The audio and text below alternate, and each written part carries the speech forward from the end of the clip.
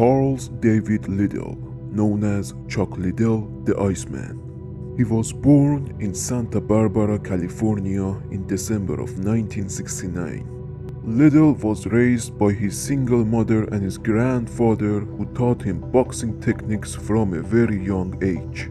He began doing Kempo karate when he was 12 and eventually got his black belt. A lot of people, I started learning karate, I went to an old school style where they trained old school ways, which is actually really good for my ADD.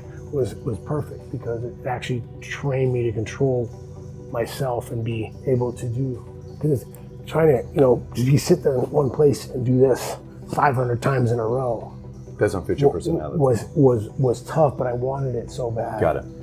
That I did it, and it trained me to be able to do that with other things, like be able to concentrate on a test and be able to focus when I need to. So I got very good at focusing when I need to, and I think a lot of it's from that style of teaching. When Chuck was in high school, he started playing football, and soon after, he began to wrestle. He really liked wrestling and excelled at it. Liddell became a Division I wrestler at Polytechnic State University, where he got his bachelor degree in accounting.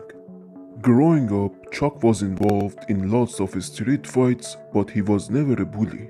He always stood up for people who got picked on.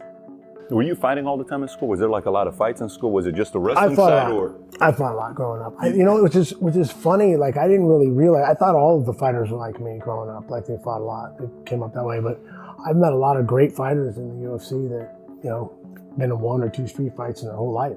Now, don't get me wrong. I hated bullies. I didn't like people to pick on people, but I like to fight. So I love testing myself. So I come up, guy giving somebody a hard time, and I walk up and go, "Hey, man, you don't want to fight, but I will." And when I was younger, when he said he didn't want to fight me, I'd kind of make him either put his tail between his legs and crawl out the door or fight me. I kind of learned when I was 21, 22. I was kind of thinking, I never start a fight, but I never let you out of it real easy either. So I kind of started learning to give people outs. After college, he met with John Hackelman, who started training him in MMA. Hackelman is the founder of the MMA gym, The Pit, which fighters like Tito Ortiz and Glover Teixeira have trained in it. John's very important in my life and my career. I mean, he's been with me for a long, long time.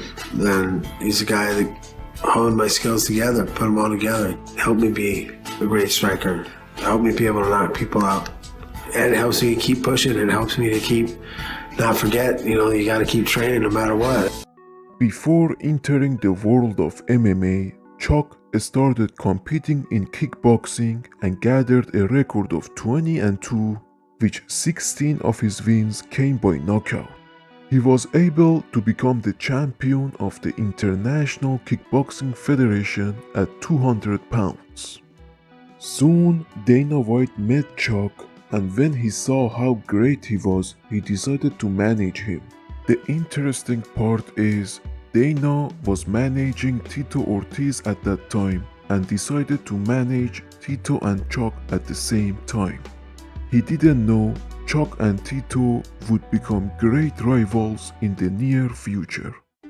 Liddell made his UFC debut at 28 years old, which was also his first professional MMA fight in May of 1998 at UFC 17, fighting Noe Hernandez at 200 pounds. Hernandez was a boxer and had more experience than Chuck in MMA. However, Chuck was able to dominate the fight standing up with good kicks and punches to the head. At the end, Chuck won via unanimous decision. 1 month later, for his second fight, Chuck faced Jose Landy Jones in a bare-knuckle MMA match. Jose had much more experience in professional MMA than Chuck, as he had 15 fights in his resume before fighting the Iceman. With a record of 13-2, which all his wins up to that point came by knockout and submission, everyone thought he would be a good challenge for Liddell. However, The Iceman was able to dominate Jose on the ground and hold him there for the majority of the fight. Whenever Jose stood up to trade with Chuck, he got outstriked and had to clinch.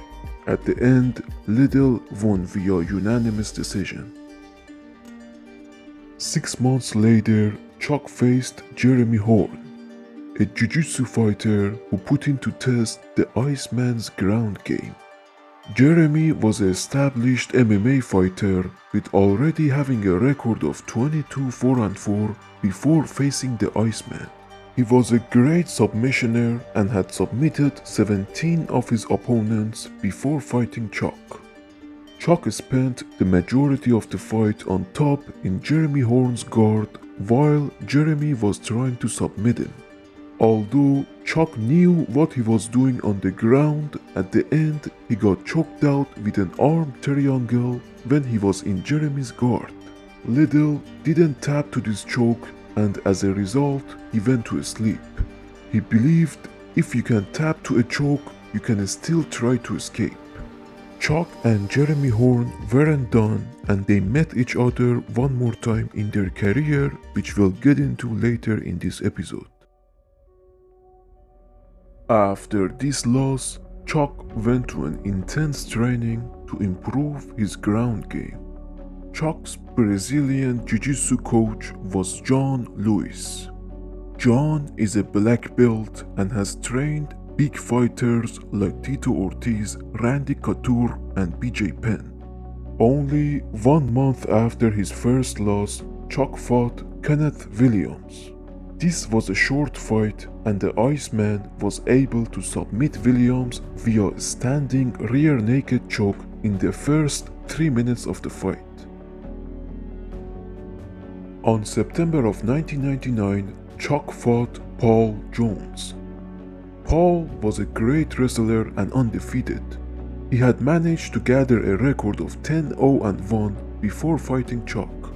For the majority of the fight, Paul was trying to take Liddell down, but Chuck was able to deny all the takedowns and stay on his feet.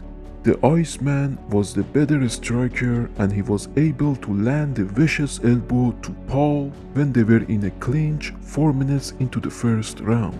This elbow opened up the eyebrow of Paul, and the fight was stopped because of it. This fight gave the first loss of Paul Jones in his career. For his next opponent, Chuck faced Steve Heath in IFC Warrior Challenge at 205 pounds. Steve had a background in Jiu-Jitsu with a record of 6-1 before fighting the Iceman. Chuck was able to dominate the fight on the feet, and in the first minute of round 2, he connected with a powerful head kick which put the lights out for Steve. This was Chuck Liddell's first knockout in his MMA career. 5 months later, in December of 2000, Liddell fought Jeff Monson at UFC 29. Jeff was a wrestler with a record of 6-2. During the whole fight, Jeff tried to take Liddell down, while Liddell denied most of his takedowns and stayed on his feet, scoring with good kicks to the legs and the body. Chuck outstriked Monson and won via unanimous decision. Chuck's next opponent was Kevin Randleman. Randleman was a great wrestler with 2 national championships in his resume. He also was the former heavyweight champion in UFC. His game plan was to take Chuck down and ground and pound him. However, the Iceman had different plans. Chuck was able to keep the fight on the feet, and in the second minutes of the very first round, he landed a lead left hook on the chin of Randleman, which shot the lights out for him. This was Iceman's first knockout in UFC and second in his MMA career, which brought eyes to him. Other fighters started to notice a rise of a new challenge at 205 pounds. For his 9th MMA match, Chuck went to Pride FC for the first time to fight Guy Mezger. Mezger was already known in the world of MMA with having a record of 28-10-3 before fighting the Iceman. He was a good all-round fighter with having background in Taekwondo and wrestling. He previously had held the championship titles for WKC Kickboxing, Pancrase MMA, and UFC. Mezger trained with legends like Ken Shamrock and had fought against fighters like Tito Ortiz. Guy put into test the Iceman's chin for the first time in his MMA career. The fight was scheduled for 3 rounds of 10 minutes. Both fighters respected each other's takedown defense and didn't try to take each other down. In the 9th minute of round 1, Guy connected with a powerful right hook to the chin of Chuck, which made the Iceman drop for a quick second. Chuck ate the punch and got up really fast. He showed he can take a punch to his chin. As soon as the second round started, Chuck went all in to finish Mezger. In the first minute of round 2, Chuck forced Mezger to brawl with him, and the Iceman connected with a right hook on the chin of Mezger, which dropped him and ended the fight. Only a month later, Chuck faced Murilo Bustamante. Murilo was an expert in Brazilian Jiu-Jitsu and was undefeated in MMA with a record of 9-0-1. During the whole fight, Murilo tried to take Liddell down without having success, while Chuck kept the fight standing and connected with some punches and kicks. Chuck won this fight via unanimous decision.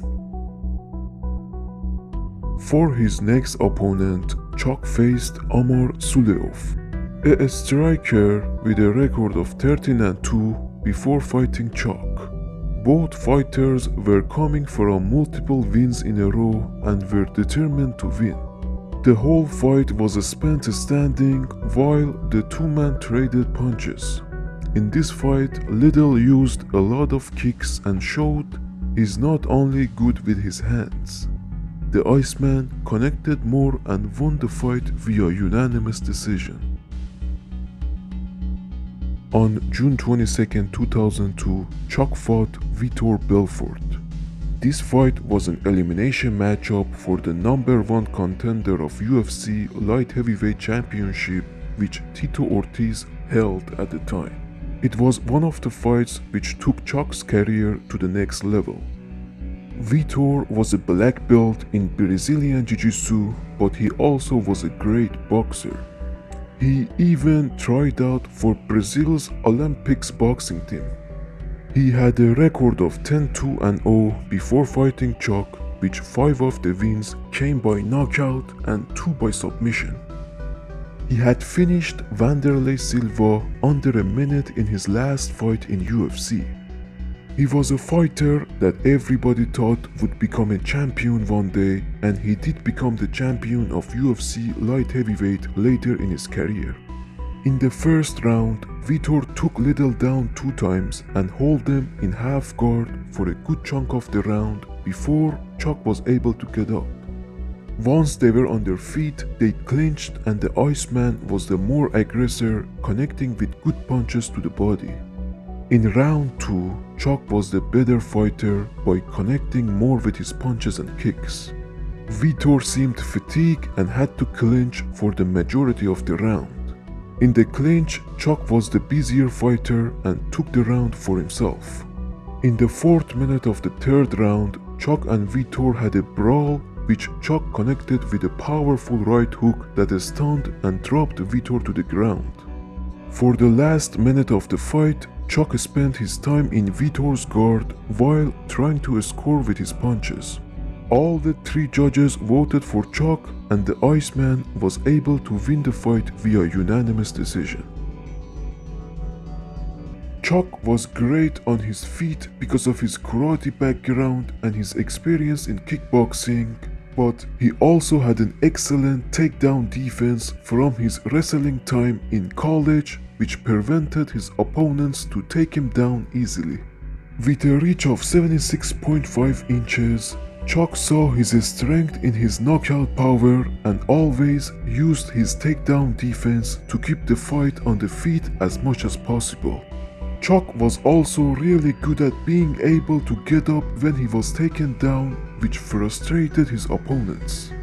Although Chuck was the #1 contender for light heavyweight championship, he still decided to solidify his place by going against Renato Sobral. Sobral was a judo expert with a record of 20-4, which 13 of his wins came by knockout and submission. Both fighters came to trade on their feet, and this favored the Iceman. Chuck was able to knock out Sobral in the 4th minute of round 1 with a powerful head kick. Tito Ortiz defended his title against Ken Shamrock on the same night, and the winner of these two fights were supposed to fight each other. Chuck kept yelling, "I want my belt," after knocking out Sobral, showing he wouldn't get calm until he becomes the champion. After Sobral, Chuck was supposed to fight with Tito Ortiz for the light heavyweight championship belt. However, Tito refused to defend his title and took a 10 months layoff. So Dana White came up with the interim belt for the first time in UFC history and let Chuck and Randy Couture fight for it. The winner of the fight would either fight with Tito for the championship belt, or if Tito didn't want to defend his belt, whoever the winner was would become the champion at that time. Randy Couture was an excellent wrestler with having 4 national championships in Greco-Roman wrestling, but he also was good with his hands, which came from his boxing time when he served as a US Army sergeant. He had defeated fighters like Vitor Belfort, Jeremy Horn, and Kevin Randleman. Before his first fight with Chuck, he held a record of 10-5, which 4 of his wins came by knockout. He had become the heavyweight champion at 2 different times and had defended his heavyweight title 2 times before losing it to Josh Barnett. Although later, Josh Barnett's drug test came out positive and his belt was stripped from him. Couture fought with Rico Rodriguez for the vacant title but lost and moved to light heavyweight to try his chance. His first test at 205 pounds was the Iceman. In their first meeting, Couture was the better fighter in a stand-up or on the ground. He was willing to trade with Chuck on the feet, and whenever the opportunity came, he took Liddell down. Randy was a great ground and pounder, and he showed it in this fight. In round 3, Couture took Liddell down and mounted him. Chuck couldn't get up this time, and Couture kept punching him until the judge stopped the fight, and Randy won the interim title and went to defeat Tito Ortiz in his next fight. Couture was the first fighter to become champion in 2 different weight classes in UFC. The Iceman and Randy weren't done, and they met each other 2 more times in their career. On August 10, 2003, Chuck went to Pride FC for his next fight to face Alistair Overeem. At that time, Alistair was young and on a 12-fight win streak with a lot of confidence and ready to take out Chuck. On the other hand, the Iceman had just lost his championship opportunity and needed to win this fight to turn the eyes toward himself again and get another shot at the belt. Alistair was a great kickboxer and won K1 Heavyweight Championship in 2010. With a reach of 80 inches, Overeem had a 2-inch reach advantage over Chuck. He had an MMA record of 16-3, which all his 16 wins came by knockout and submission up to that point. Right off the start in round 1, Alistair came in hot and started trading. The Iceman took a few punches to his chin, but then took Alistair down and connected with some knees of his own. 4 minutes into the fight, Alistair seemed fatigued and Chuck took advantage of the opportunity and connected with a looping right hook, which is one of his signature punches. This punch stunned Alistair and the Iceman went all in on him with barrage of punches which dropped over him and ended the fight. Chuck's next opponent was Rampage Jackson. At the time the two fought, Rampage was on a 6-win streak with already having a record of 18-3, which 10 of the wins came by knockout and 4 by submission. Rampage had a background in wrestling but also had powers in his hands. In round 1, both men connected on each other, but in the second round, Chuck seemed fatigued and Rampage was able to take him down and keep him in half guard while punching his body and head. Chuck had no answer, so his coaches stopped the fight and Rampage won via technical knockout. 6 months later, in April of 2004, Chuck and Tito Ortiz fought each other. Tito and Chuck used to be training partners and help each other to get ready for fights. If you beat him, you have to fight your friend Tito. I'm like, yeah, I want the title. I'm like, he's still got the title when I get there, where we're gonna have to fight. Yeah. We ain't that close. We weren't even close. I mean, we were training partners really, and I didn't dislike the guy at the time, but you know. Are you still close now? No. I don't know. We never. You could have mended things later. No, we never. We were never. He tried to build it up that we were really close friends because he didn't want to fight me, because when we trained together, I beat the hell out of him. I beat him at wrestling because he's a style of wrestler I like to. I just styles make fights in wrestling too. Yeah. And he's a wrestler I like to wrestle. He couldn't do anything to me on the ground. He couldn't stay on top of me on the ground. When we're just doing ground stuff, he couldn't. He could start on top and he still couldn't stay there, and he definitely couldn't take me down when we were striking at all. And I used to drop him with body shots all the time. He hated it. And then so when it came time to fight, he's like, I can't beat this guy. And they think I hate him. Like, Yeah. I got no ill will towards him.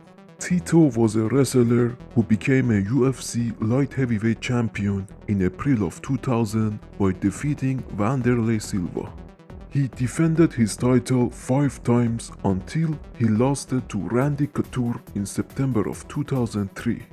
To prove himself worthy and get another shot at the belt, he had to take out the Iceman. Chuck was coming off a loss too, and it seemed if he lost this fight, he would have had a hard time getting another shot at the title. Tito had a record of 10-3 before fighting Chuck, which 7 of the wins came by knockout and TKO. They both were in their primes and had a close reach and height. Round 1 for the most part was uneventful. Tito tried to take Chuck down 2 times, which was unsuccessful. At the end of round 1, Chuck connected with a combination of punches, but the round was done before he could do serious damage.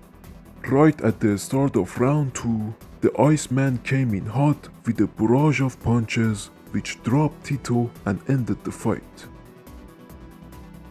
Chuck's next opponent was Vernon White.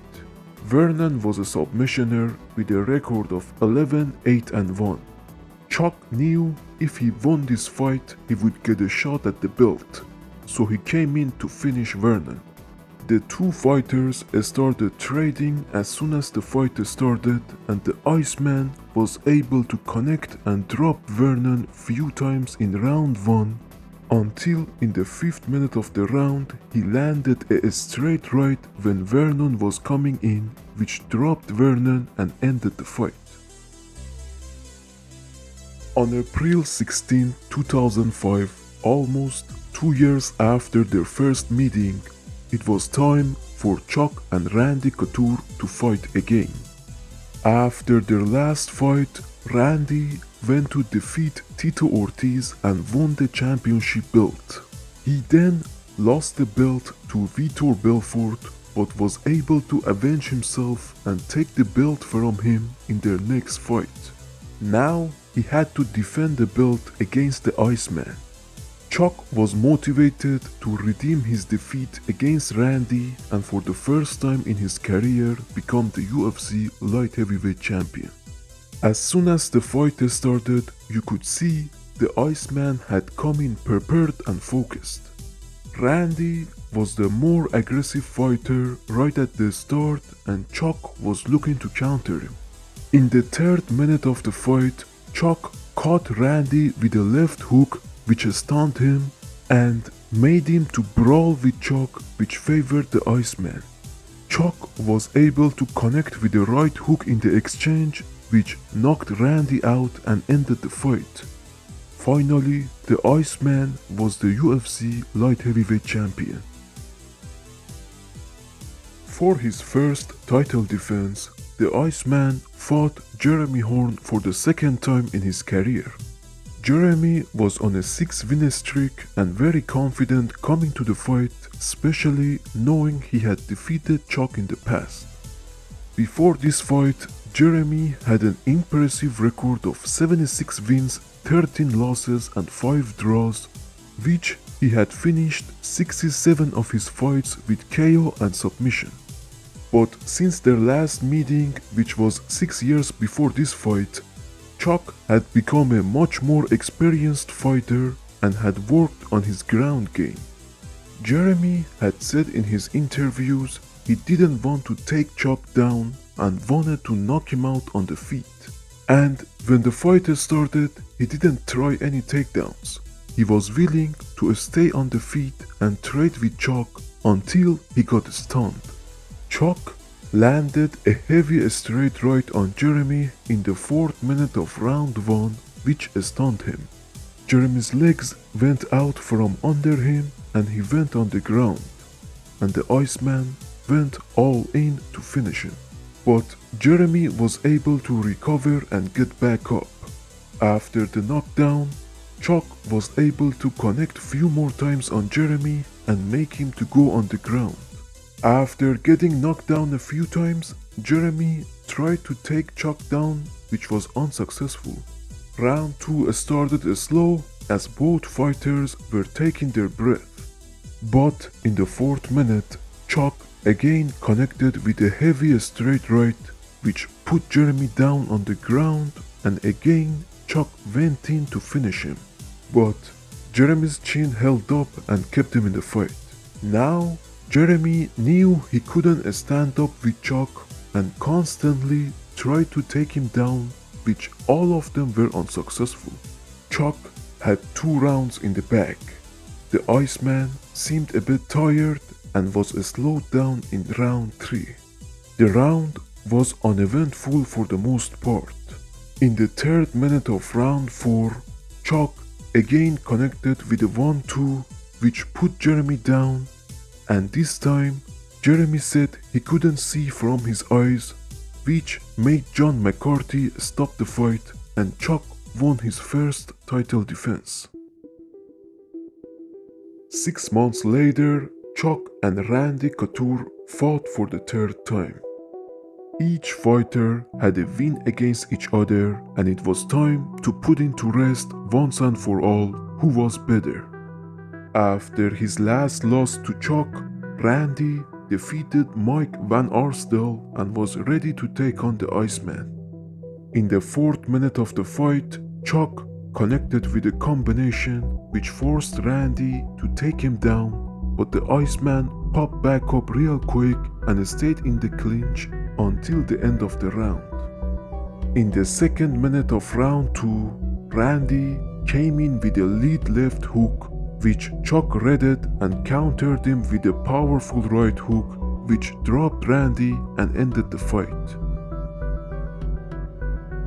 For his 3rd title defense, Chuck fought Renato Babalu Sobral for the 2nd time. Since their last meeting, which was 4 years before this fight, Babalu was on a 10-win streak and had defeated fighters like Jeremy Horn and Chael Sonnen.